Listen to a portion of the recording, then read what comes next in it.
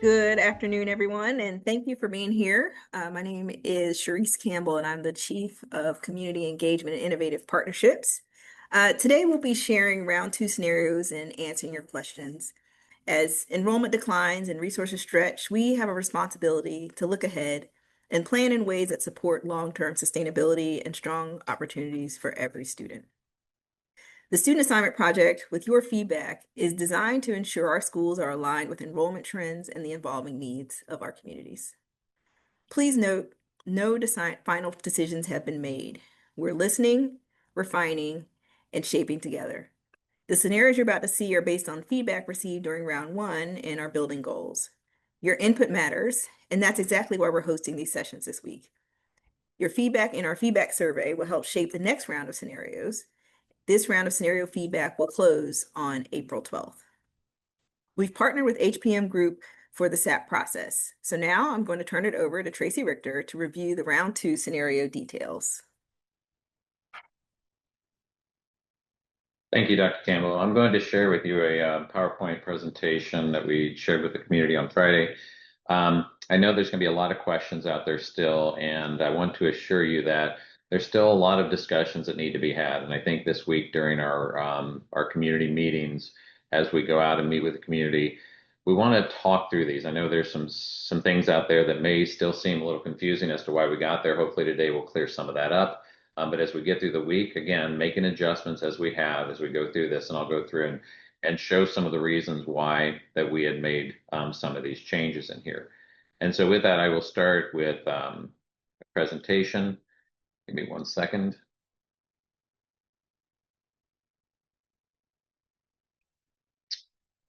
Okay, so one of the first things that we discussed was, kind of the feedback that we got from round one, and there's a lot of feedback around enrollment, utilization, and capacity, and how it was used to make round one scenarios. And I think that, one of the, kind of, and again, I want to be clear on this. One of the common perception is that a well-utilized small school is high performing, should be left alone. And I think that's a legitimate argument that can be made out there, but it's not. But I want to say that it was just a comment that we got back, and it was pretty prevalent in that comment. And trying to incorporate that in what we were trying to get to was a balance, certainly.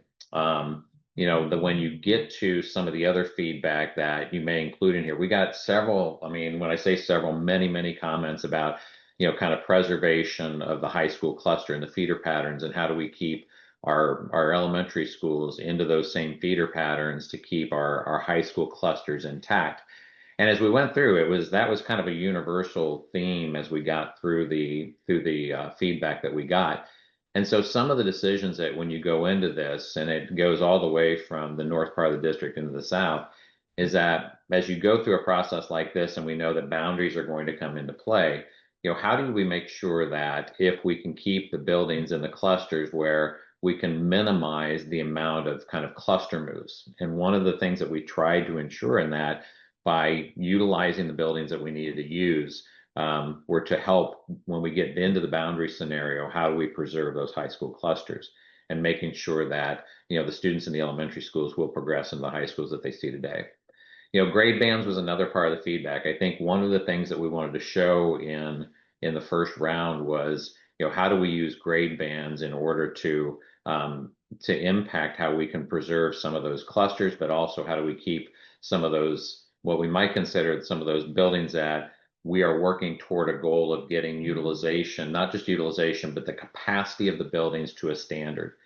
And so one of the things around getting buildings to a standard size is the amount of resources we have per grade level. And I think when we think about different grade bands, for instance, one of the things we talk a lot about were things like, pre-K 2 or pre-K 3 and 4 or 5 buildings. So we make, well, in essence, sister schools, where if we kept a smaller elementary school, capacity wise, let's not talk about utilization yet, just capacity wise, how could we ensure that each cohort grade had enough resources and teachers per grade level to ensure the goals that we want to meet academically? And so some of the things that we were working toward as we move into this next round of scenarios is this idea that if there is a plan that we can keep smaller capacity buildings open, how do we increase the resources per grade level in order to assure that kind of equitable delivery model across the district?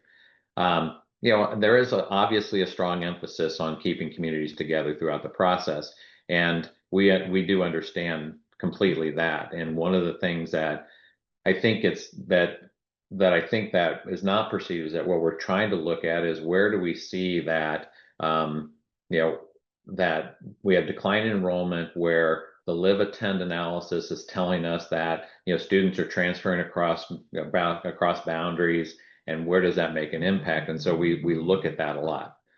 And then also looking at some facility expansion and constraints that we have on there. There are some areas that, expansion makes more sense than others, certainly. And, how do we make sure that we can expand the buildings that have the enrollment needs out there? And so I still think that's still on the table. That kind of overlaps with the idea of how do you incorporate that into future eSPLOS programs when the dollars out there are already starting to direct their way into certain needs that data shows us anyway. Now, I also think there's a big push for more detailed maps with possible destinations. Now, obviously, when you get to the idea where you have your portfolio of buildings in place and you can start to work on boundaries, we can show some of the possible destinations that are there, and there are some in the detail that Sarita is going to go through here in a minute that shows some heat maps with capacity and enrollment and utilization. But as we look further down the road, and we're looking down, 5 years down the road for utilization and those projected enrollments, how do you kind of overlay all that with the idea that we can show some general directions of where students may go, but we also know that some adjustments would have to be made when we get to a boundary process. The other thing is how do you overlay capital improvement projects on there? So we know that in the next kind of eSPLOS, and there's no decisions been made on this. But there have been, in essence, 11 major projects identified, and those are major capital programs. The idea of the investment into them, and 10 of them are south, and that still has to include all those additions we're looking at in future eSPLOS to handle the capacity of movement that we would have to have. And then our phasing consideration. I think one of the things that we got in the feedback, well, there wasn't one thing because it was across the board that we saw was this process is moving way too fast, and then others are, this is moving way too slow. Where is the balance of, how long this process has to go? We have said all along that it would likely take 6 to 8 years to implement a full program like this when you start to overlay the eSPLOS onto it, facilities improvements, condition improvements, our maintenance. As you start to do all that to make sure that we can assure that the capacity and the condition of facilities is the right capacity and conditions for students to move into. And so that's going to take some planning where some schools might have a more immediate ability to make the move, and other schools would take future investments of other facilities in order for that to happen. And so we do take that in consideration. And so we could be looking at some of these, for instance, at the elementary grade level, where you see that there's going to have to be a capacity addition. We're likely not looking at those schools for 4 to 6 years. Because those capacity additions could take, they could take 2 or 3 years to even get into an implementation if they fall within even within the next eSPLOS program. And so one of the things that we have to consider is that these changes, even in those smaller, where you see if your school happens to be one of those schools that would need an addition to go to, we're probably still looking at 3 to 4 to 5 years out there. And the reason that we want to, kind of build this priority is to make sure that as we look at the next couple of eSPLOS programs, where does that fit within the eSPLOS? And if it doesn't fit within the eSPLOS, then we have to alter and make arrangements. And so, but what it also does is it continues to be a live document then as we continue to go through this. And so as we get to the board later this year, we need to show a plan that shows us the ability to implement things immediately, and what can't be implemented immediately, therefore stay as part of a facilities plan and not an action item. And so there's a lot of balance in there that we have to go through. So let me go through some of the specific changes. As we look at the Dunwoody and Chamblee and the Cross Keys clusters, again, part of this is the idea where utilization is part of the factor, but it's not so much a factor as the size of the school. One of the things that we're trying to implement across, and this is a district-wide application, is how do you get schools to a minimum capacity? And that minimum capacity means that we want to make sure that schools have this ability to hold a certain amount of students. We have targeted that at most levels that we would like to have at least 4 teachers per grade level. That translates to somewhere between upwards of about 600 minimum. Remember, the district standard since 2015 that's been in place for 10 years is that any new school facility at the elementary grade level is 900. And so this is not a standard that is new. We've tried to even alleviate some of that standard in order to keep some of these smaller buildings in play, to make sure that we keep some of these buildings in place for longer. Hey Trace, if you're sharing your screen, we can't see it. I am sharing it.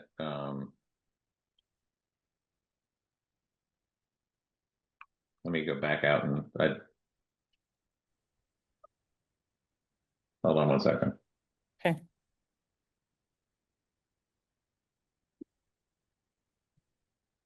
If it's not working for you, I could probably share from my end.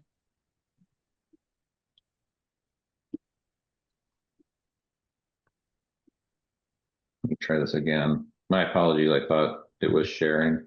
No worries. Can you see that? Yep. Yep.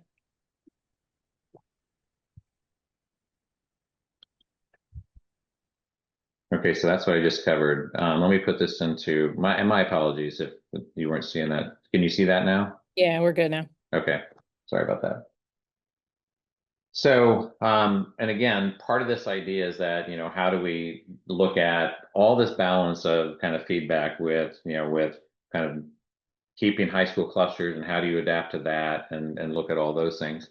And so part of this is that as we look at, and we know that this is and all of these that we're going to mention are going to have deeper conversations into them.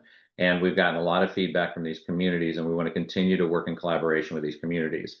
And so we want to be sure, like when we looked at Evangeline, for instance, we looked at kind of the area around it and the capacity available as we project out. We also know that Dunwoody High School is at 125% utilization. And how do we try to, we know there's going to be some movement in this area with some additional high school seats, but how do you preserve kind of as we can the Dunwoody, but we can't keep preserving it at 125% utilization. And so we wanted that's what we were trying to work for in this. On the Ashford Park, again, part of this is that can we look at potential in the long, and we're talking long term as an early childhood center, and then look at how do we again keep those students together at the Ashford Park area, but also look at some maybe short term that can convert into more long term kind of solutions of keeping the Ashford Park together in a grade configuration where we could do a pre-K 3 and then multiple campus feeding into a 4-5 campus, again, then preserving the feeder pattern as we move through. And John Lewis, Montclair, and Woodward are proposed to convert to pre-K 8 schools that would feed into Cross Keys. Once again, trying to look at a grade configuration that in these cases would have smaller middle school options, but would then preserve kind of that feeder that would go into the Cross Keys. In the central area, where Lakeside, Druid Hills, Tucker, and Clarkson is now proposed for a capacity expansion project to add middle school to the site. And so there's also a proposed capital improvement project now for Clarkson High School. Again, in this, the idea is that as we get capacity expansion, we hold on to Clarkson High School and we get the capital improvements that are necessary for that delivery model. In the Druid Hills High School, then identified as a capital improvement project, that design for Druid Hills has already been funded. That was, as we went into this project, that had been approved by the board, so that's part of the plan that we move forward on. Freedom Middle School would become available for special school need for adequate facilities. And things like Kittredge Magnet, DAA, DSA have been identified as special schools needing more adequate facilities. I think a question that came up, and I think this is them, and I felt like this was really good feedback from some of these specialty schools, was that we also know that these specialty schools have facility needs. And although there's programmatic discussion to have, there's also a facilities discussion to have to ensure that students that are attending specialty schools have appropriate facilities also, even if they're not attending a neighborhood school. And so part of it is, as we get through a process like this and we see if there will be available buildings, have we identified some potential areas where these programs can have facilities maybe more adequate from a capacity standpoint, maybe from a programmatic standpoint, that would fit their programs.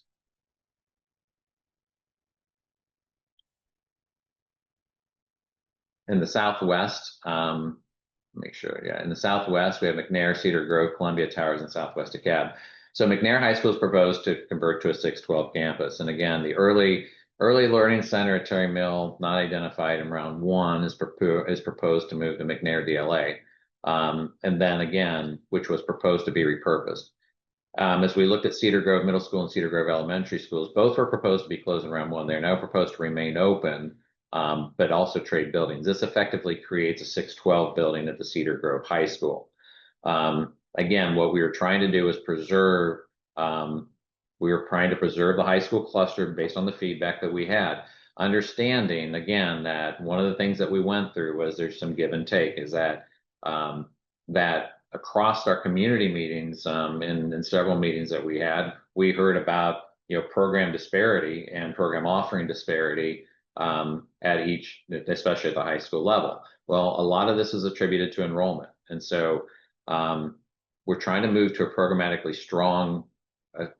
strong plan, but also by creating these 612 campuses, we're preserving the high school cluster with the idea that, programmatically with those high school and even middle school numbers, that the program availability would still be a challenge. But that's what comes with preserving those high school clusters. Again, the Oakview was proposed to be closed or to be repurposed, which is new for round 2.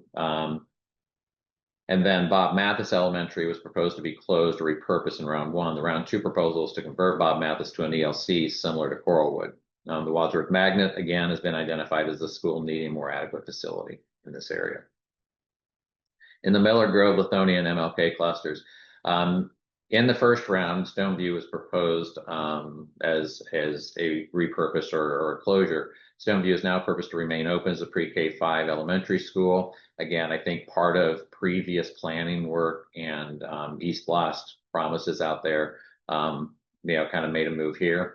Lithonia Middle School and Lithonia High School proposed to remain as 6-8 and 9-12 respectively. But to address the low enrollment at the middle and high school surrounding areas, we looked at, Redan, Miller Grove, and MLK all proposed to be 612 campuses. And again, we've already gotten feedback on this and talk about, the goals of 612. How do you propose a building that would handle a 612 enrollment? And I think part of it is the idea that the buildings would still operate as middle and high schools. We would just utilize the facilities to a more appropriate utilization. And what we would have to do is make sure that the investments were there for clear separation of the services for middle school and high school, but utilizing the site and facility as a collaborative effort to get them on the same campus. And again, continued feedback on that. This makes Salem Middle School and Redan Middle School available for special school or program need, because those middle schools would be moving over to the high school campus. And then Farrington Elementary, in this case, because of these movements, is now proposed to close, and this is a change from round 1. Rock Chapel is also proposed to remain open in round 2, which in round 1 was not. As we continue to look at some of the capacity and movement here, Rock Chapel is proposed to just remain open now. Now moving to the east and Stone Mountain, a couple repeat here, but Redan is proposed to move to a 612. Again, we're going to have to look at this campus. This one offers some challenges when it comes to 612, so we know that. We're going to have to take a look at that and make sure we're working toward that. But that's because of Lithonia High School, to keep all the high school clusters open and to utilize those campuses more. Again, Redan Middle School available for special school, because of Redan, we would move that campus over to the high school campus. Rock Chapel remains open. And then again, understanding there are programs that are going to need specific changes or have identified needs in the future. And so through this plan, are there available buildings that we can use to improve the facility offerings for these special programs. So with that, I'm going to turn it back over to Sarita, and she's going to walk you through some of the information that's available. Thank you, Tracy, and good afternoon, everyone. I am going to share kind of how we updated the website and where all of this information is, as Tracy kind of did a pretty large overview. I'll share where specifics are on the website, where we have been answering FAQs and continuing to add to that, and then kind of a little bit about what's going to happen this week, and then we'll open it up for Q&A.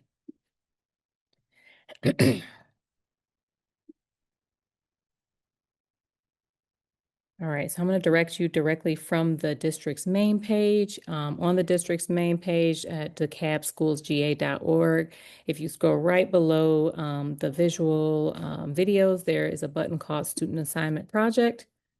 And if you click on that, you'll see at the top one of our headers is Round 2 Scenarios.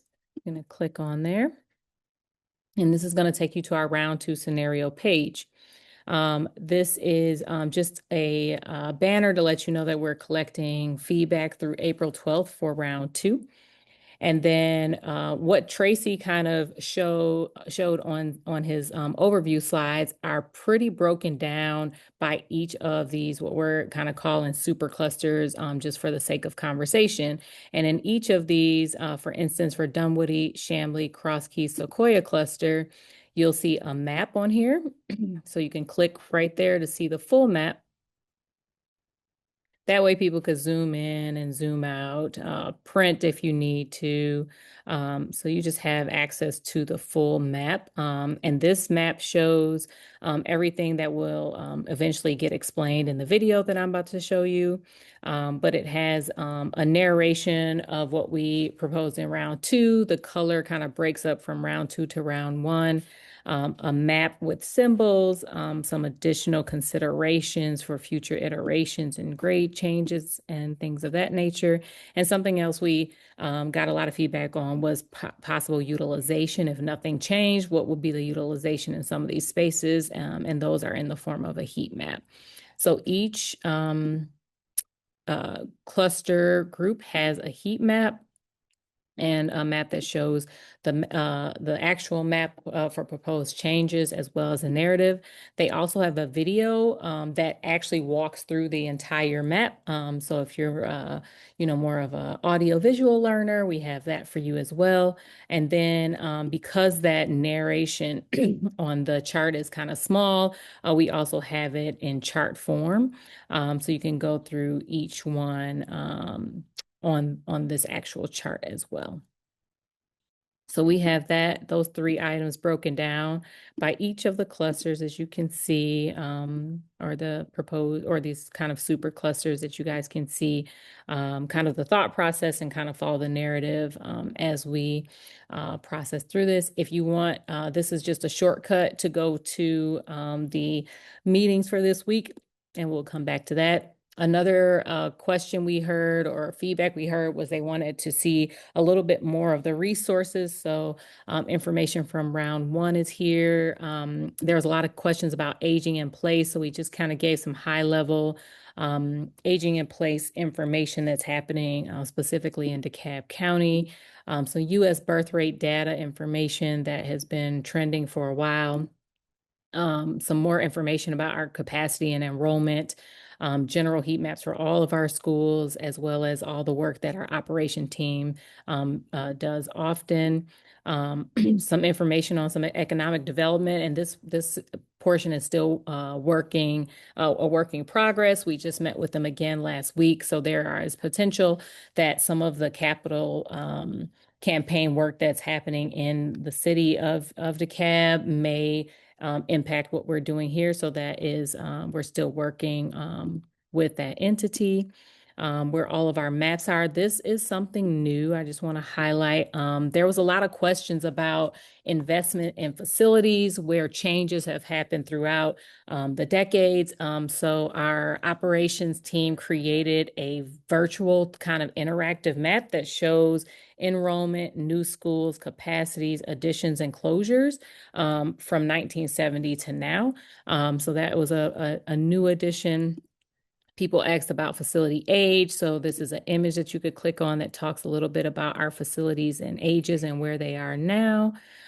So just, in response to a lot of the information that we were asked for in the first round, one of our main tools that we're using is our dashboards. We obviously didn't want that to get lost in translation, as well as this possibility or process of cascading in there. This map is pretty important. This is residents that attend. So if you click on one of these, it kind of tells you what the school is and then where those students attend. So for instance, for All Good, 551 students attend All Good, but 3 that live in the All Good area or boundary attend Avondale, 4 attend Briarcliff, etc. So it's a pretty extensive map just about where kids attend versus where they live. We heard a lot of information about live-in versus attending, so thought that would be smart to provide. A little bit of a cost estimate, cost avoidance estimate, as well as our per pupil data that we submit to the state. And then a few things around grade band analysis. As Mr. Richter talked about, there's just a lot of unease around a possible 6th through 12th grade band or 7th through 12th. And has there been research or studies around that? So this is just some information about some of those models that may exist outside of DeKalb. The other thing that we added to this, to this site is the proposed conversion, repurpose, or closure list. So it's just all listed in one area, hopefully a little more easy to find. Any of those changes that may happen and anything new that may have come up based on this round. And then at the end, we have a what do you think? And we thought it was really important because we got a lot of feedback kind of from all over, all places, all perspectives, which was great. What really helped in this round is feedback towards the goals because there are goals that we've established for the buildings. And we just wanted to make sure that we listed that in the proposed benefits of those goals. And then the survey link is here. We also, again, put all of at least the scenario 1 FAQs here. There was a lot of information, as you could imagine. So we consolidated those into kind of broad Q&As, and hopefully some of the questions that you have maybe already answered in here. And as we go through round 2, we'll have another button here for round 2, and we'll do something very similar. So just wanted to share that information. Also want to share kind of the round 2 meeting opportunities. So we have some community engagement opportunities where we'll be taking a little bit of a deeper dive into each of the kind of large clusters and propose, and then really trying to get down to, if families and communities are not really in tune with what we're proposing, then how do you give us an alternative that still helps us reach those building goals? So that's kind of the conversations that will be happening in these communities. They are going to be in small groups. They will be in classrooms with facilitators from all walks of the district helping us out to facilitate and scribe your information to make sure we get it into this next round of iterations. And so you'll see that we're hosting a bunch of these throughout the district this week and then early next week. And then, as you know, we have virtual because you're on here now, but we have 4 virtual opportunities along with some staff virtual opportunities that we are offering. Last thing I'm going to show before we get into Q&A is on this overview page, we went to join us for this round, but all the information from round 1 is still here and available. We wanted to make sure for contextual information that you guys still had that information, so you could still go back and see round 1. And lastly, on the feedback form, feedback tab of this website, we do have the This is our final scenario from round one, the final report. It is about 1,100 pages long. So for those of you who love to read and digging into some data, you could click here. And then this is all the feedback we received from that. And then for meetings like this, as well as our community, we collected that feedback as well. And so you can see individual feedback there. As we promised, we want to make sure that we are sharing all that information as well as from our staff. All right, so I'm going to stop sharing and get to your Q&A. So I will be facilitating the Q&A portion of this meeting. We do have a bunch of panelists that are on, both from HPM, from our operations team, from our student services team, our schools and leadership, HR, our cabinet level. So we tried to stretch the panelists across all areas of DeKalb to hopefully best answer your questions. So you can use the Q&A feature in the chat to start putting your questions in, and we will get to as many of them as possible. But similarly to what we did in round one, we will collect these, post them, and send our answers in the FAQs on the website. All right, my esteemed panelists, we are going to get ready for the FAQ. All right, the first one, and I don't believe I have anybody from finances on here, but this is about actual deficits that the county must pick up due to a lack of a full federal funding that results in schools like Oakview being less than 100 off of a target capacity. So that's a really good question. I don't believe I have anyone from finance on the call, but maybe I can spitball this one to you, Tracy, a little bit on, just kind of that funding model, or Hans, the funding model and some of the processes we use around funding, again, that large school versus small school conversation, and what those deficits could possibly mean. And I'm sorry, before you answer that, team from operations at HPM, if you're on here, if you could start answering some of the questions that are in the chat, and I'll pull the ones that I think we, may be good for the gander. All right, Hans, do you want to start on that one? I think you already started talking about the small schools, because I think Oakview specifically, it's less about the utilization of the school being 100 students off from the target. It's more about the size of the school, and it's also not a Oakview specific conversation. It's about all the schools in the area. So I think you started talking about that already, Tracy. I'm sorry, and I did say Oakview. It says Oak Grove. My apologies. Oh, forgive me. I knew what you meant. Oak Grove, that lakeside area. But I'll let you talk more about that, Tracy, about the school size target that we're going for and how that applies to a lot of the schools in the lakeside area, not just Oak Grove. Yeah, sure. So I think that when we start to look at the state funding formulas, and I love the question about how do you offset, because I think that's a big question about where state dollars, and even and there are limited federal dollars that come in, but there are dollars that come in that help with the student enrollment. Federal dollars are typically targeted at Title I and some more specialty programs that help us to support those services that are mandated. Even in there are some limited dollars also for, and this isn't all the time, but there are some limited dollars from the federal government for exceptional student education. But a majority of the dollars that we see that come from the state have to be offset by a local mechanism. And so the idea that you're trying to maximize the enrollment at the building, it's not necessarily a utilization factor. It's about how many students are actually in the school. And so when we can get schools to that, first of all, kind of the threshold at the minimum in the state of Georgia is like 450. That's kind of the bare minimum. Even when we're looking for, and this doesn't apply to DeKalb County, but even in state funding for capital programs, the state even draws a line at 450. And so for capacity, not for utilization, not for the enrollment, but it's that kind of capacity of the building. But what we do know is that as you start to get, that 450 only gets you supplemented beyond the teacher resources in a building for very minimal additional services. So things like administrative services, principals, APs, guidance counselors, all those things that are needed, even office staff, that come in to help support the facility. And so when we don't have those resources, and not only that, my apologies. So it's also art, it's also physical education, it's media services, all of those things that have to be offset by local dollars.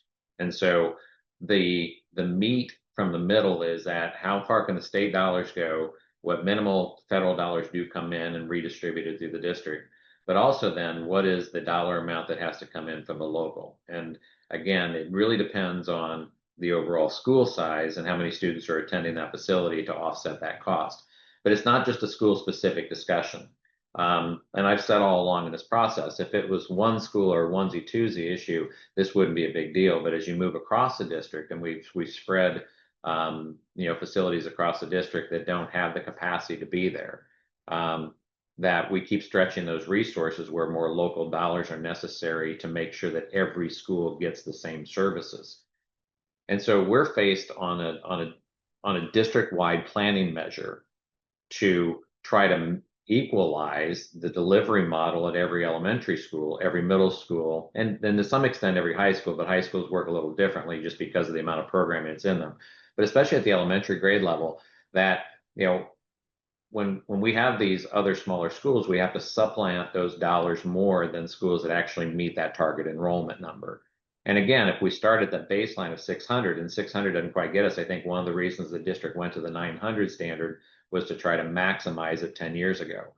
And again, we've tried to provide some leeway in here to try to keep the schools at a more reasonable size for the communities, but also get them to an enrollment number that the subsidized dollars that come in to have those other services are minimized. Okay. Thank you. I'm sorry. You went in and out a little bit for me, but maybe it was just what I got going on here. All right. So can we, Tracy and Hans, can we talk a little bit about how feedback is implemented? Because there has, and I'll talk a little bit from kind of a overall lens, but how feedback's implemented if we hear from, I don't know, every single person at one school, but that didn't change in round two, how was feedback implemented? So I just want to say overall, we're not using feedback just simply based on quantity of feedback. So if a school is, overwhelmingly saying the same thing, we take into account, but we again still have goals that we're trying to meet, which is why this round, we added, the building goals right before you take the survey. So if you don't like what you're seeing, that's fine. We still give us an alternative to help us get to the goal that we're seeing in that area. So I'll say, from an overall perspective, it isn't necessarily about how much we get from one school, one community. More is here's what this community wants. We heard it. Now, how do we still, meet the goals of the building goals of the district as we go through the process? You have anything else to add to that part, Trace? Yeah, I do. How we're implementing feedback? Yeah, I do. And Sreed, I think your bandwidth's low. I think you're probably having the issue probably from the district side. But okay, so yeah, I think in the feedback, I think that, look, somewhere across the district, we're still going to be in a overall district wide of empty seats. And I know that we're getting the feedback from that, why my school, why this school? And in the context of trying to balance, the goals of where the district wants to be from a capacity standpoint, from the idea that, trying to make sure that there is a delivery model across all elementaries in the district that utilizes dollars to the highest efficiencies, because that maximizes programs. So it's not just a dollar issue, it's a program issue, but across the board.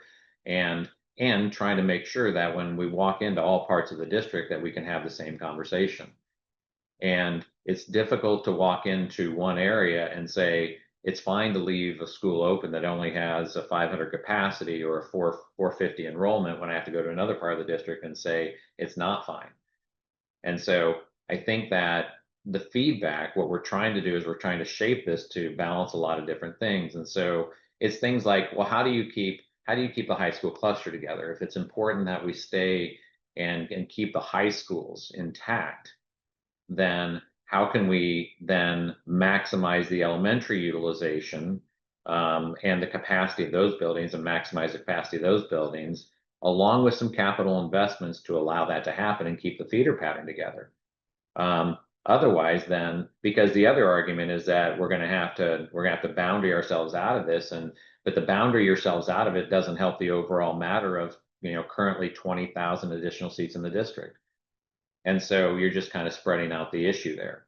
And so at some point that we know that there has to be, and again, it's not something that is taken lightly, but at some point the infrastructure does have to reduce some. And so trying to work with the communities to make sure that, that as we try to meet the student service needs out there, and looking at where students live versus where they attend, even in proximity to other school buildings, can we still provide kind of a neighborhood experience when students are, maybe even closer to another school, that even though they're in another boundary. So there's a lot to balance here, and again, I don't take lightly, and I do hear, and don't think that I don't hear this, that I do hear, then you shouldn't close the school because of this and this and this. We are trying to balance all that also in this conversation. What we'd like to do is trying to figure out how we work together. And I know this is a complicated and a lot of multi-layer things to go through, a lot of conversations. But as we work through the next 2 months of this together, and as we move more specific to the communities, like we are starting this week, and the next round even gets more specific, is this idea of, first of all, understanding why we came to that decision. And some of the decision is that there's enough capacity in your area with infrastructure improvement. There's the amount of students that live in your boundary that can maximize that gets to the student enrollment that we want. We're trying to maintain high school clusters, and we're trying to provide an operationally and educationally good district. And so that's the side over here as we get to those standards that we want to get to, but understanding from the community perspective, are there different pathways that we can get there? And so we might not have made a change but this doesn't mean we didn't see and hear what we heard. We just know that we had to look at some of the movement things that we could show, or even some repurposing that we could show, that allows us to give more reason behind the first scenario. Thank you so much. Hans, I might have you and someone from your team jump in for this one. Excuse me. I apologize. I'm suffering from some throat issues. Maybe you and Paul can jump in on this one. The question is, why haven't we done kind of impact studies, like if this closure happens, what happens, or expansion on the other end regarding traffic or property values or socioeconomic health or of the students, or have we done some of those things? Sure. We've definitely done analysis looking at what is the impact on students and student populations, and where students live, where students attend, really student focused on our impacts for closing these schools, but with an awareness that any school that truly closes, not just transitioning from one use as a school to another, but truly closes, has a definite impact on the community.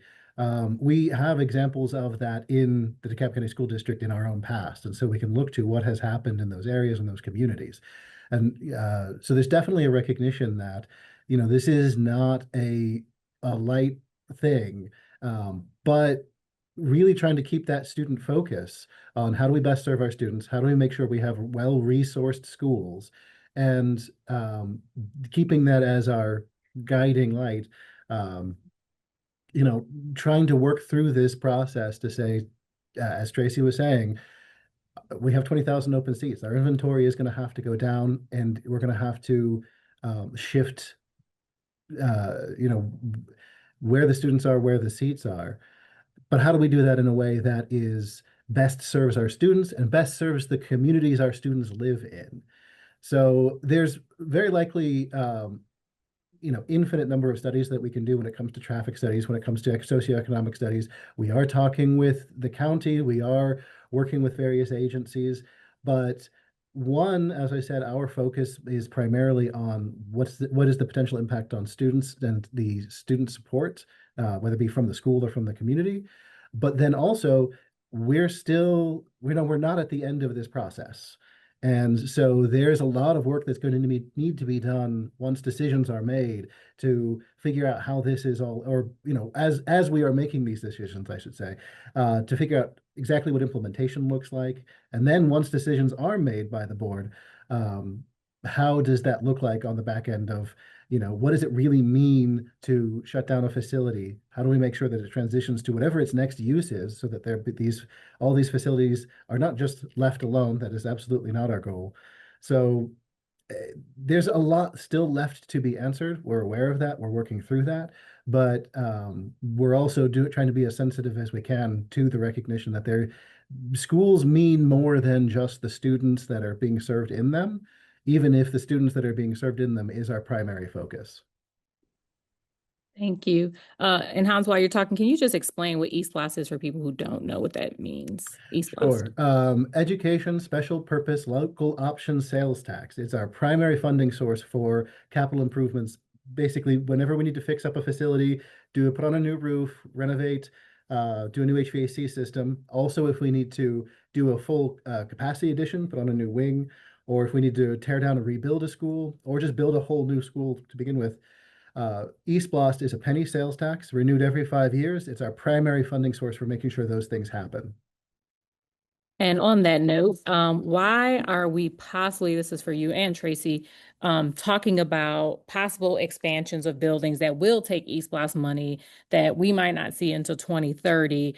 Is this not a harmful process to talk about the what if we don't even have the money yet to secure that? I can talk about that to a certain extent. And Tracy mentioned it before. There's really a minimum size of school that would make for a well-resourced school.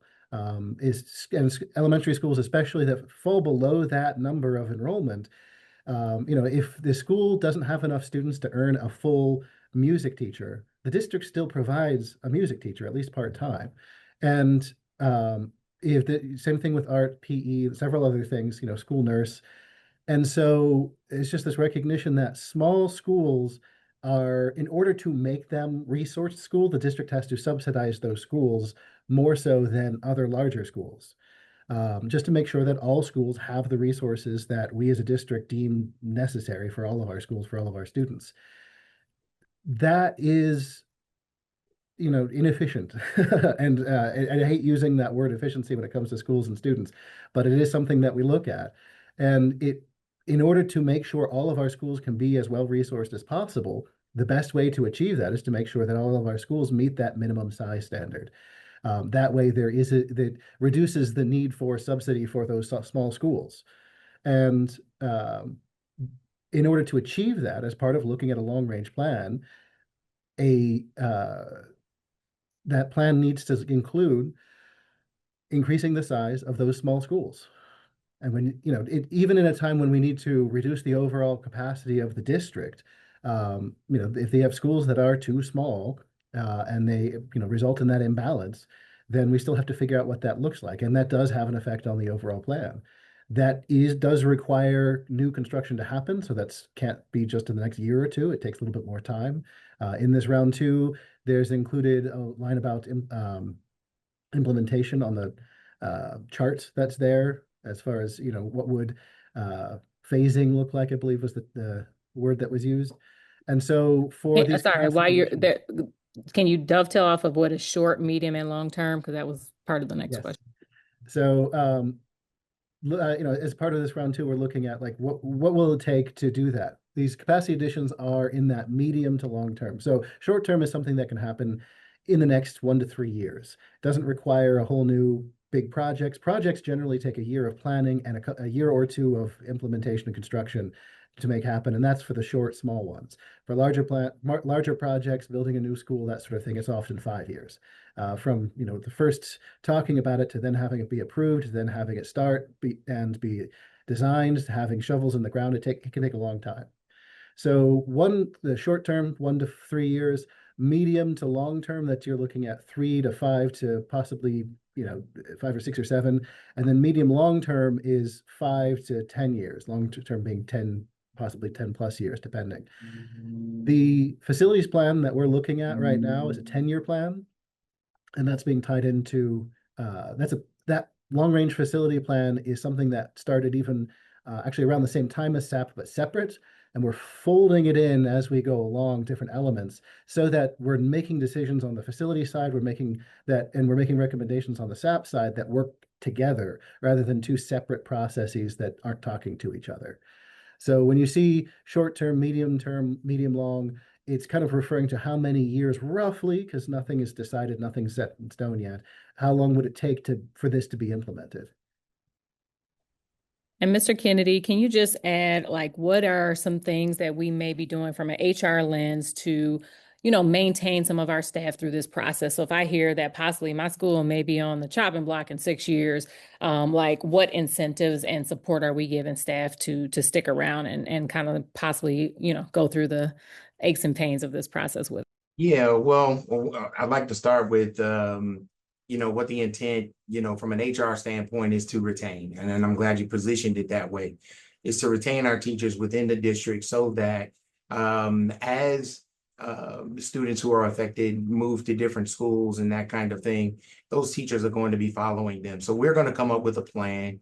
Once everything is decided upon and finalized, that plan will go directly to our superintendent as well as board members and the governance team. And we're going to be looking at things like certification, qualifications, those programs that are needed at, the receiving schools, district allocations, student enrollment projections, things like that, to make sure that we're putting the right teachers in the right places. And once everything is approved, there's going to be a communication process with, timelines, placement timelines, points of questions for clarity, that kind of thing. But again, I just want to reiterate the most important thing is, we're going to come up with a structured, kind of a placement process that's designed to support the staff and ensure fairness across the district. Thank you so much. And then someone did ask about your presentation, Tracy. So the presentation that Tracy did was done at our press conference on Friday. So we will have that up online just in case you missed any of that information. And some of that information from the beginning was really from kind of some information we had from round one. So the round one information is still online. All right. Hans, this may be for you and Tracy a little bit. So this is around capacity percentages for expansion projects are designed to achieve. And does this include additional students that will need to be attending during closure? So, how we show capacity. I believe the capacity percentages we show on the maps are those that if nothing changes, correct? Like that is not if we do something here, the capacity changes. I just want to be clear. So the heat maps is saying for Hightower and Chestnuts are like 134%, but I'm assuming that's if nothing changes. So is there capacities that kind of echo if Vanderlyn and whatever gets, does close Vanderlyn, Kingsley, and then we do expansion projects? Where are those numbers, maps, capacity, et cetera? Utilization. So that's number of students enrolled over the capacity. Yes. So the numbers that you see on the maps, especially on the heat maps, those are if nothing changes. And in order to figure out what the utilization will be after a plan is implemented, you need to know what redistricting looks like. Because even whether you add on to a school, you don't add on to a school, the number of students that is attending there is highly dependent on special programs, whether it has one, and what is the attendance area. And those are things that we're going to be figuring out this fall. So we don't have those numbers. We can make some certain assumptions as far as what that may look like, but the reality is anything that we put on the page now will be an assumption and is subject to change based on the conversation, this further conversation next fall. Thank you. And then maybe for you and Paul, where do we anticipate the money coming from to make any of this happen? So is this all East Blos? Is it East Blos and its capital improvement projects? Some estimate, community members have estimated $1 to $2 billion for all of this. Can you talk a little bit about that? I know we did a cost avoidance document that we posted recently. Just talk about just financial structure of this process. Sure. Yeah, our estimates are 900 plus, between 900 and $1 billion, depending on the exact size and all of that. And of course, that'll change as we go along, depending on what the exact scope of the projects are, how many, and that's just the projects that we've already talked about. Absolutely, the number one funding source for capital improvements is eSplost. The district does have other funding sources, but they're minor in comparison to eSplost, and generally for improvements directly to schools, we try to do eSplost first. That's the number one thing. And yes, this is a lot more than what we're forecasting we could pay for out of any one given eSplost. This would take at least two, and potentially, depending on the number of projects that we're talking about, more than that. The reality is, especially when it comes to major capital improvements, ideally, we would be able to do major capital improvements, some like a major renovation, especially like a roof replacement or HVAC replacement on a regular basis. Right now we have just under 140 school facilities, and the typical timeline is 20 years for a renovation for major building systems. Now that's a rule of thumb. Some you can go longer, you can go shorter, depending on the need of that particular school and that particular roof or HVAC system or whatever the case is. But ideally, there would be a regular cadence. And so a lot of the projects that have already been identified are projects that are up for their 20-year renovation, or maybe haven't, even longer than that. After 40 years, you qualify for a modernization per the state, which we get more reimbursement dollars for. Any money that we can be reimbursed from the state, which is a relatively small percentage, but everything helps. That can go directly back into doing even more facilities and schools to be renovated. So a lot of what's been identified are projects that we would want to be doing anyway, regardless of whether SAP was happening or not. Thank you. So we own a bunch of buildings, and maybe to some people's perspective, where we do not maintain those buildings or properties that are vacant, or land that is no longer being built on. What is our process if we have to close 20 plus schools to not decimate communities with vacant and empty buildings? Talk a little bit about what the plan is there. Absolutely. I can talk about that a bit more. First, not all schools will be closed at the same time. So we would be able to space that out a little bit more. So schools are coming offline, so to speak, in small enough chunks that we can work with that. Second, we're doing our best to identify uses already within the school district, because it's important to keep in mind too that the cost to maintain a facility is not fixed. An elementary school facility may cost less if we're using it for an early learning center, or if we're using it for administrative, or if we're using it for something that is not a high intensity use like an elementary school.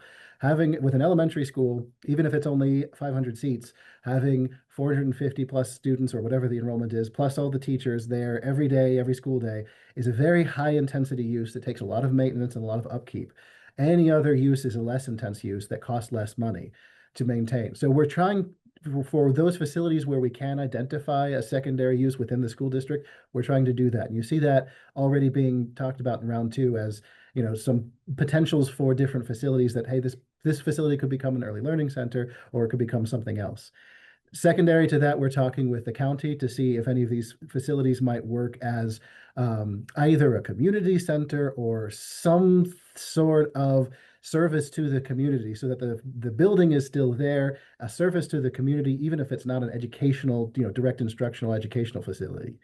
And then after that, we're looking at any other uses that we may have for it before it, and then making sure that if truly the school district truly has no potential use for this or future use for this, we also recognize that as a school district, we need to think in much longer terms than any other businesses or any other entities. We really need to be thinking not just even in decades, but centuries almost. There's already been cases of buildings that we sold 50 years ago that we've had to buy back, because as populations change and as the needs of the school district change, we may need a school that we didn't 40 years ago, and we may need in a location that we didn't 40 years ago. So we may need to buy that back. So trying to keep in mind too that, where possible, maintaining ownership of a property, even if there's a long-term lease, so that in future generations, if that's needed again, we can bring it back. But again, there may be cases where we just simply do not need a facility, and then we have a board-approved process to go through to dispose of that.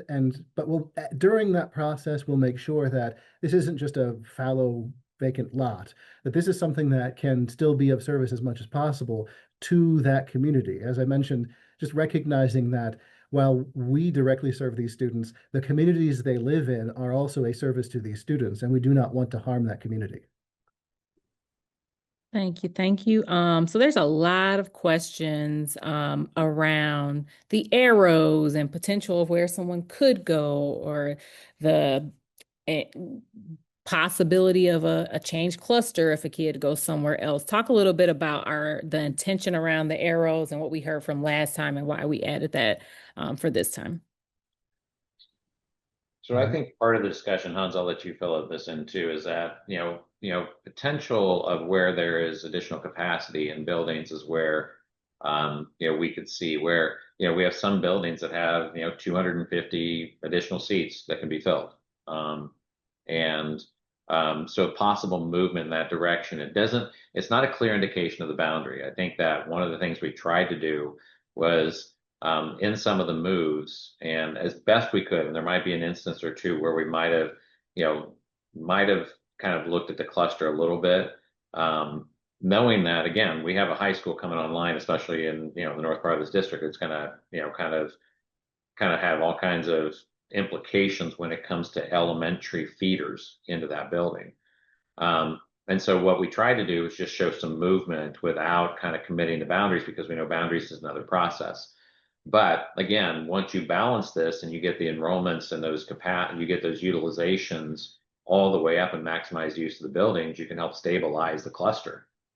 And so that's what the intent. So the intent of the arrows was just to show, potential moves that could be made based on existing capacity and sites that have potential for increased expansion of capacity. Hans, you want to add to that? Sure. And I think you're right.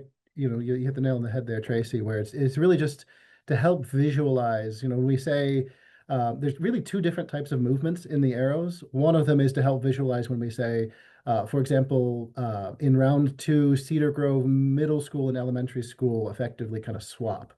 And so being able to visualize that and see an arrow from the elementary to the middle facility, from the middle facility to the elementary, helps see, that movement of these two schools to different facilities.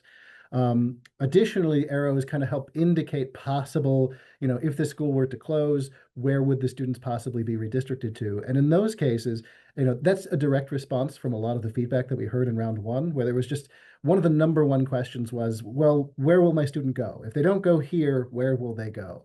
And that's not something that we can really answer yet. We're not far enough along in this process. It'll depend on so many different things. But as a nod to that, to kind of help that process and that conversation along, those arrows were included to say, well, here at least is the nearby schools. So if this school is closing, then here are the 2 closest schools, and that's where students may go to. And as Tracy said, that's not intended to say that's exactly where, or here's what the boundaries will look like. It's more just to kind of help give people an indication of, if you're not going here, what would be your next closest school? Where might students be redistricted to? But the reality is that those decisions won't really truly be made and become recommendations until the fall. And kind of along with that, Sorry, I just want to add something here. I think that the balance here is that, when you're trying to do planning in public, like we're attempting to do, and whether you see that as it happening or not, is that if we came out with a full transportation plan, which we can't because there's probably 10,000 different scenarios you could run based on kind of where students go.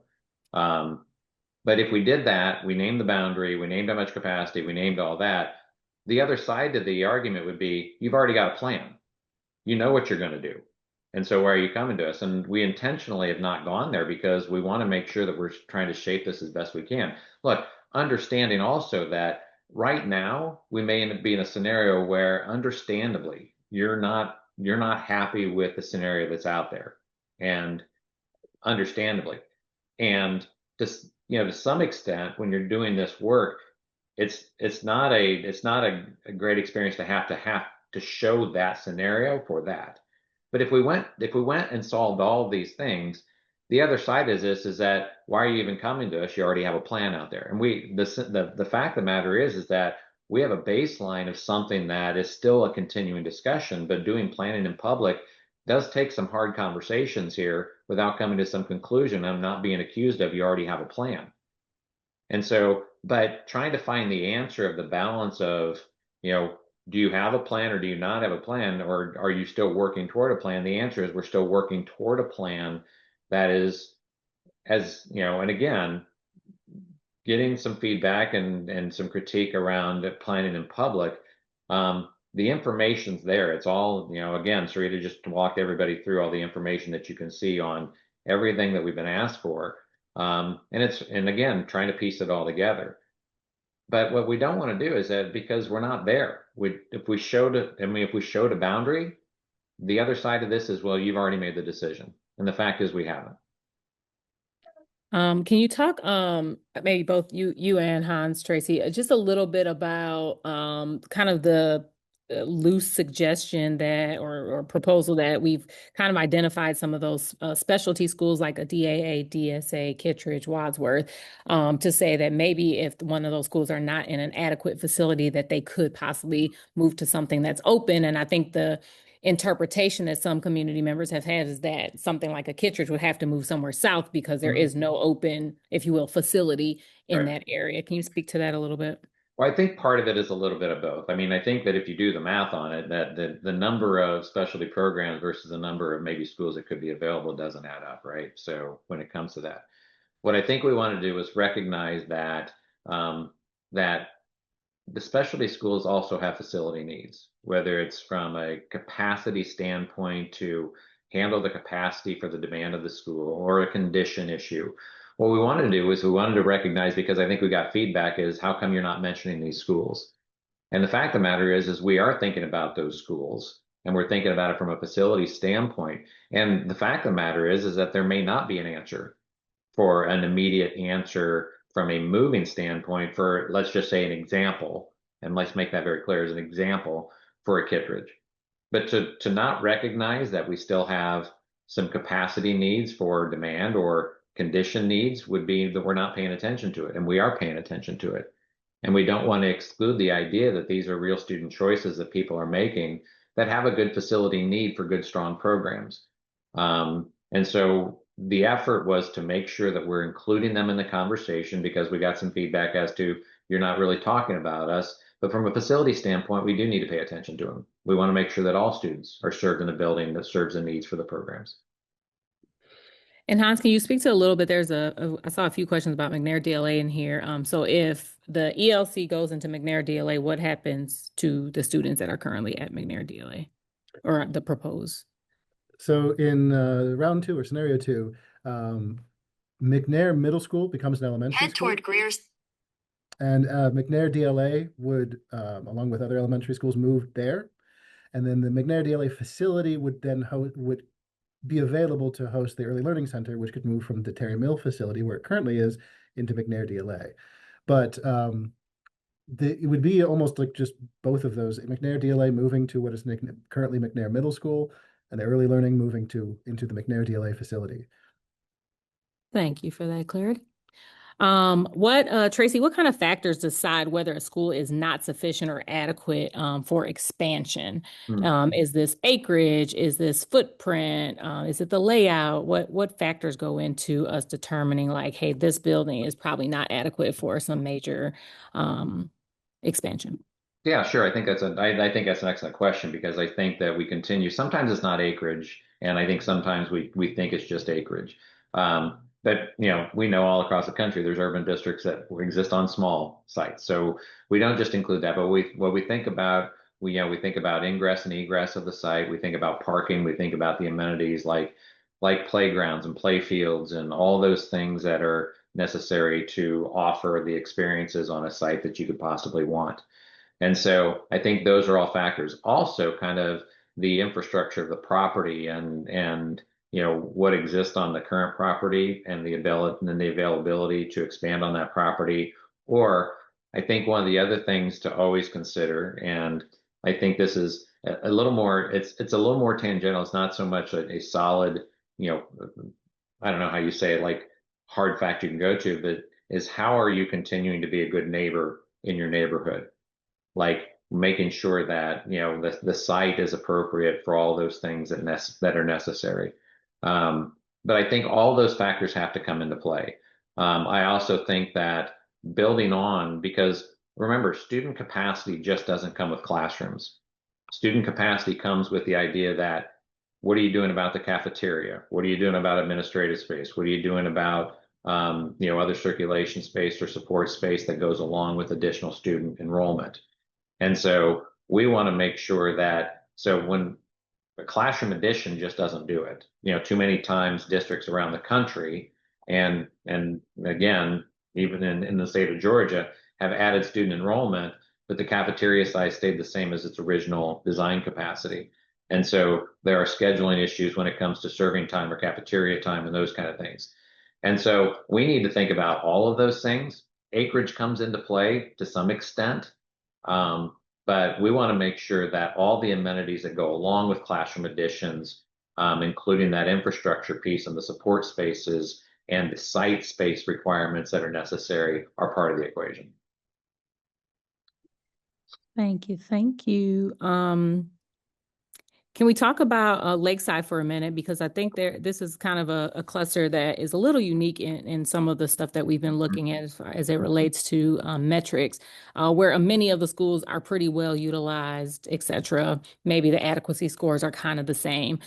So the question is kind of in this scenario where we show that the utilizations are pretty good. What evidence supports us shifting or repurposing or closing a school and this kind of a goal to get to a 4-teacher grade band? Mm-hmm. Well, the 4-teacher grade band is, again, remember the district standard 10 years ago was a 900 student station elementary school. That was for any sort of improvements to schools. And so the standard was set, which is far above the 4 teachers per grade level. The intent of the 4 teachers per grade level was maximizing team structures at each grade level, which then gets you to the support services you need for each of those grade levels. And so the idea that that we want to get to that is an academic standard moving towards a district academic standard. But I also think that provides students opportunities for adjustments within cohorts also. And so I think that was one thing to build toward. Again, there's some flexibility in that because I think there's going to be some things where we can't quite reach that, but we're getting close to the capacity number that we need. So we have to make some adjustments in there. But when it comes to the idea that, again, on research on school size, again, there's so much varied research on school size and the ability to deliver a good education. We know that small schools work. We know that big schools work. We know that in-between schools work. I mean, that's what, again, you can go to a lot of different research that shows you all of them. And I don't disagree with it. The idea, though, is that that you're trying to balance that with some operational efficiency that the district is working toward. And so as much as we don't like to talk about the business side of the school, because I know that separates us from a discussion of the student, but running a good business overall ensures the long-term quality of education the district can get as a whole. And so when we're using dollars to kind of spread across all the facilities that aren't being used efficiently, which means increased transportation costs, increased staffing costs, increased, and people might say that, well, you're increasing transportation costs by reducing the number of buildings. Well, not necessarily. We run buses that don't run to near capacity of bus because of all the routes that we have to do to so many different buildings. Part of the transportation also goes to White Fleet and delivery service to buildings and those kind of things. And so I think that from the operational side, you have to kind of balance what the operational value is to the educational value and trying to balance the two. And it's not a separation of, and it doesn't mean we're not talking about students, because in the long term, we are talking about students. We're talking about the dollars being redirected to make sure that that we have the dollars out there in the future for all students. Thank you. Thank you. And- I think we have to jump off at 1:30, but we have time for a few more. And just like I said, we'll push these into our Q&A portion. You'll see a, similar process that we did last time for the Q&A. But I think this question is I think good. It's about the grade configuration, Tracy. So this kind of proposed 6-12, like how would we do this? How would kids be safe? Does that mean different bell schedules, like how, different hours, et cetera? Like how has this been done? Has it been done well in other places? What can we glean from that? Yeah, look, I think that's a fair question, and I don't want to dismiss the idea that a grade configuration doesn't cause some level of anxiety out there. I think we all recognize that. I think for first and foremost, the idea isn't to kind of blend a 6-12 building, is to create facilities that have clear separation for cognitive and academic ability of the students out there. The idea, though, that we can bring resources and share some resources across the facility on the same campus had a lot of advantages. And so can we maximize, some of those services out there, like, fine arts services or CTAE services, or even advanced placement courses that can push down into middle grades by using resources that can work at both buildings. I think that's part of it. Can you consider bell schedule? Absolutely. If it helps separate, then we want to do those things. But the idea is that making sure that we have a facility that can handle both populations. And I do think it's going to take a little deeper dive into some schools. We do know that some of these high schools have the ability to do that. And the district is already planning for a 6-12 campus for a brand new construction. And so the direction is. Now, look, the research on 6-12 as a combined school is, and admittedly, there's not a ton of research out there, because a lot of the research you see is more like 7-12, because, there's districts out there that are K-6, 7-12s. But the first thing is, less transition, is the idea that you're familiar with the site, your property, you're on that, the building, that. And we know that transition has an impact on educational learning. It's regressive when you move to another grade, even though that regression makes up very quickly. But when you move a grade and a building, regression is far more, and it takes longer for that regression to be made up, even though it gets made up. So I think the research shows that less transition is beneficial. Now, what I will tell you is that, and again, in full transparency, the research that we have seen on 6-12 is around 8th grade, and where 8th grade kind of testing may go down a little bit, but we also know that the aggressive there, I might say that the tougher measure is that 7th grade test that the students walk into. We know that measurement is a pretty high standard at 7th grade, has been for many years in education. But even if the research shows that there's some regression at that grade level, then at least the district has some proactive information to know how to put resources in the right place. And so, but let me go back to the original just very quick, and I hate that that's a long answer. But the fact is that if we create a 6-12 campus, the idea is to create a middle school building and a high school building that happen to be on the same campus, providing the clear separation when it comes to those kind of combined services like food service, or even like athletics or play fields and those kind of things. Thank you. Thank you. Hans, can you talk a little bit about kind of some of the arrows on the map? So in some ways we are doing our best to kind of keep groups of communities together. But the reality is there are going to be some schools where things get split up. The example this attendee gave was like Ashford Park. You see like 4 different arrows. Can you talk a little bit about what that means?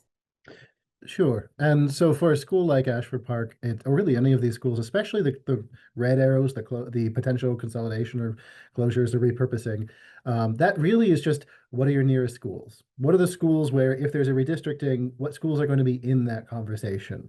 Now, that doesn't mean that students or those attendance areas are going to be split four ways. They could be, or they could be all go together one place, or they could be split in two or three. It's more about what are the potential schools that are in conversation for that redistricting process when that redistricting process happens. That's not a clear answer, but it's at least a little bit more clarity than just simply saying, oh, this school may potentially close, you'll go to some nearby school. As I said, the arrows are more just trying to help give some indication of what's in the conversation, even though there's a lot more conversation to be had. Thank you so much.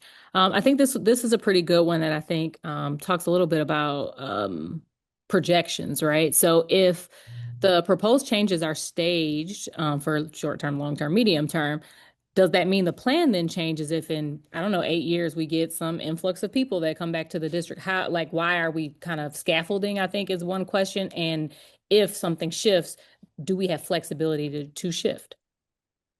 Sure, I can speak to that. And the answer is yes, 100%. If things change, then the plan needs to change. Ideally, plans are made and then reviewed every single year, tweaked as needed every single year, with each year's implementation going and being relooked at, reapproved. And so that way, we're not stuck in a single rut that was decided 5 years ago. We can adjust as we go along. Ideally, every school districts, especially large school districts like us, would be going through some sort of planning process somewhere in the district every single year. And it's been quite a long time since this district has seen a big major planning process with big changes, which is one of the big reasons why with this process, why the changes are so widespread and so large is because rather than making small adjustments year by year, this district has made very few, except in a few specific area changes for a very long time. And now it's time for, it's almost like, tectonic movement. If you have a little bit of slippage over time, you used to get some rumbling, but it can be kind of small. But if it goes for a very long time, you're going to end up with a large change all at once. And so that's kind of what we feel like. And so the intention is, even though we're talking about a 10-year plan and potentially some of these things maybe even taking longer, the reality is that we would review that year over year, make changes as necessary, tweak it so that we are not stuck in one plan and trying to implement that for 5 to 10 years. We can make it what the district needs, and the district can continue to change, grow maybe, or at very least change as needed to fit what's the best way we can serve our students. And can I just one more thing on that? And because what I recognize in this is that, and I think it's going to be a fair question, is that if there can be change, why the anxiety so much up front, and why kind of look at kind of cause this anxiety up front. And I think that longer term looks at facilities and working toward a plan that has the ability to change is going to be necessary. I think that again, historically, districts go through these kind of one-off processes and end up being in a place where 10 years down the road, it's really harming somebody. And so we want to be sure that, because the full planning and as a district-wide look at this is this idea that that areas that traditionally might have not wanted a boundary change, and so some decision got made that because a slight boundary change wasn't what happened, that capacity got built where maybe the capacity should have been added instead of built new or something like that. We want to be sure that we're kind of having those up front to say that if we go this direction, we know this can happen. But we also see that we talk about we're always looking at new development of housing, even some level of student gentrification in housing that has slowed quite a bit over the last several years. But one of the reasons that we potentially look at some repurposing of these buildings to either early childhood learning or even professional development centers or even something like that is that we know things can change. You know, the idea is that we were trying to keep capacity to a maximum that we could, and then work towards some repurposing of, repurposing the facilities to make sure that we held on to the land. But I think it's going to be a balance, and I appreciate the fact that people are saying, then why the anxiety now so early when maybe 7 or 8 years from now that won't happen. Well, I think a plan like this allows to be proactive in that to make sure that we can take it off the table if needed to take off the table, but also can make adjustments if we have to go the other way too. Well, thank you, thank you. So we still have like 100 and I don't know how many comments. 67. So obviously we're not going to be able to get through all of those.